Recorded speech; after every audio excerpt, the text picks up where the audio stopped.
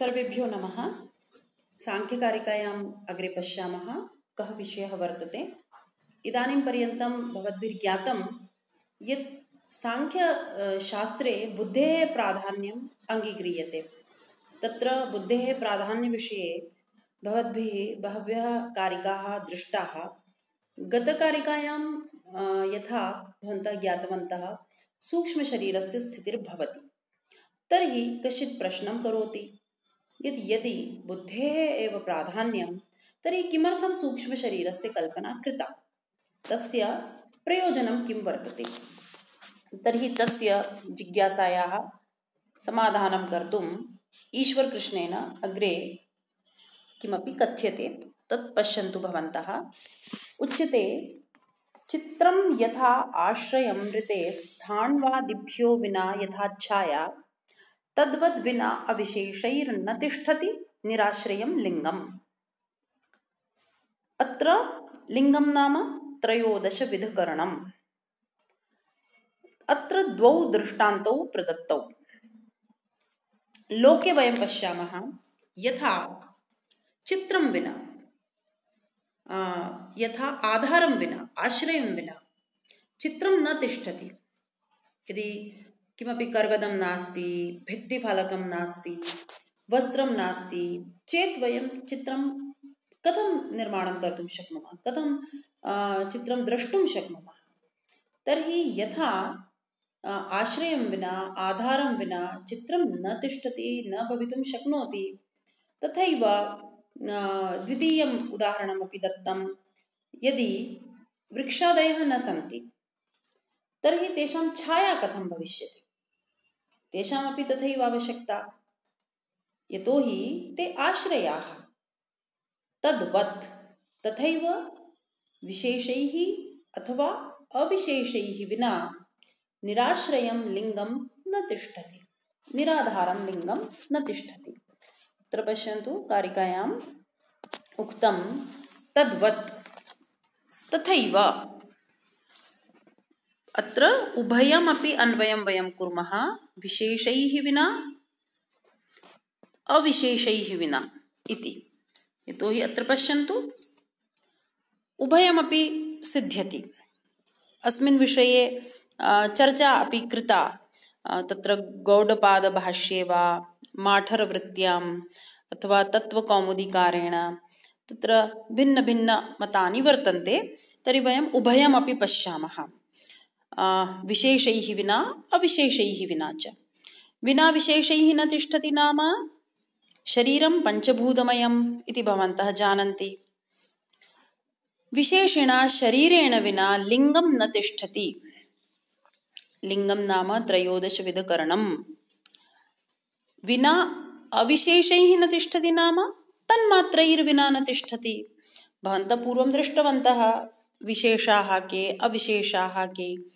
तर्हि अविशेषाः सूक्ष्माः, विशेषाः स्थूलाः, स्थूलपदार्थाः। अविशेषेषु तन्मात्राणां ग्रहणं भवति। तर्हि तन्मात्रैर्विना, स्थूलशरीरं विना लिङ्गं न तिष्ठति इति सारांशः इति भवन्तः जानन्तु।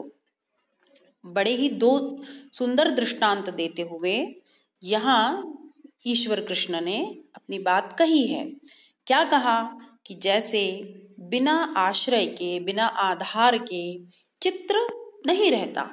यथा आश्रयं ऋते, ऋते अर्थात विना चित्रं न तिष्ठति, न स्थातुं शक्नोति, तथैव स्थाण्वादिभ्यः विना छाया न तिष्ठति। वृक्षादयः न सन्ति चेत् तेषां छाया न भवति, प्रतिबिम्बः न दृश्यते। तथैव इतोपि उदाहरणानि यदि द्रष्टुं शक्नुवन्ति तर्हि पश्यन्तु, यदि जलं नास्ति चेत् शैत्यं न तिष्ठति, अग्निं विना उष्णं न तिष्ठति, वायुं विना स्पर्शो न तिष्ठति, आकाशं विना अवकाशो न तिष्ठति। तथैव निराधारं लिङ्गं चिह्नं त्रयोदशविधकरणं न तिष्ठति इति। तो आप बात को समझें कि बिना आश्रय के संभव नहीं है इन 13 करणों की स्थिति, मन, बुद्धि, अहंकार, पंच ज्ञानेन्द्रियां और पंच कर्मेंद्रियां, इनकी स्थिति संभव कब है? जब सूक्ष्म और स्थूल का जो संयोग है वह हो। तो यहाँ पर बहुत ही स्पष्ट रूप से ईश्वर कृष्ण इस बात को कहते हैं कि जिस प्रकार सूक्ष्म शरीर जन्म मरण के चक्र में पड़ता है, ऐसा अभी पिछली कारिका में स्पष्ट किया गया, और नए नए रूपों को धारण करता है। इस बात को हम भारतीय सभी लोग जानते भी हैं और स्वीकार भी करते हैं।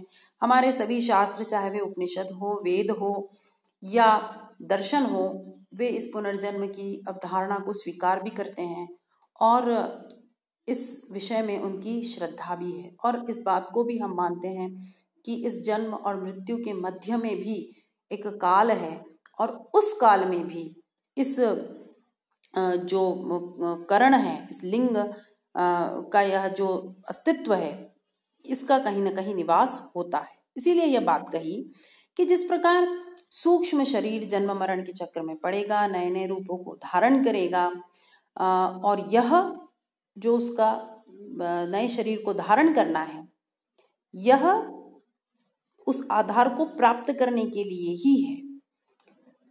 अब ये जो लिंग है अर्थात 13 विध करण, ये उस प्रकृति के, उस प्रधान के अनुमापक है।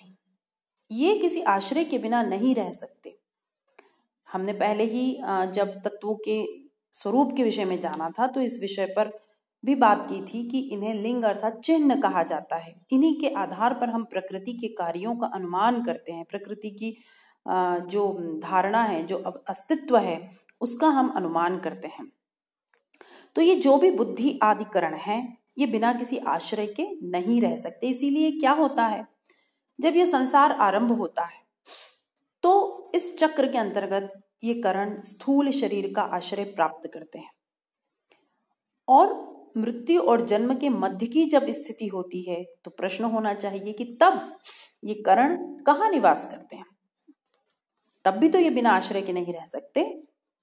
इसी समस्या के समाधान के लिए आधार स्वरूप सूक्ष्म शरीर की कल्पना की गई है, जो कि नितांत अपरिहार्य और स्वीकार्य दिखाई देती है, जिसे कि 2 उदाहरणों के माध्यम से ईश्वर कृष्ण ने अभिव्यक्त किया, चित्र और छाया।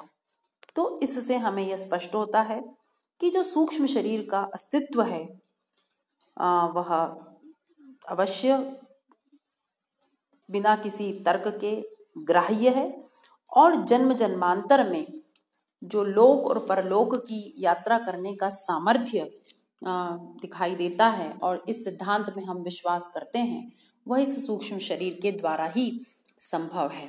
इसीलिए यहाँ सूक्ष्म शरीर की कल्पना की गई है।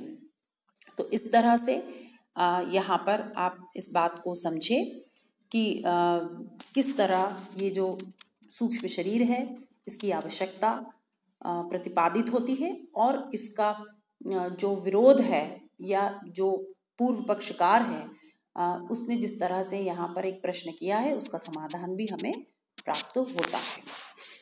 अभी हम इसे यहीं रोकेंगे इस विषय को, और फिर अगले पाठ में अगली कारिका का व्याख्यान सुनेंगे।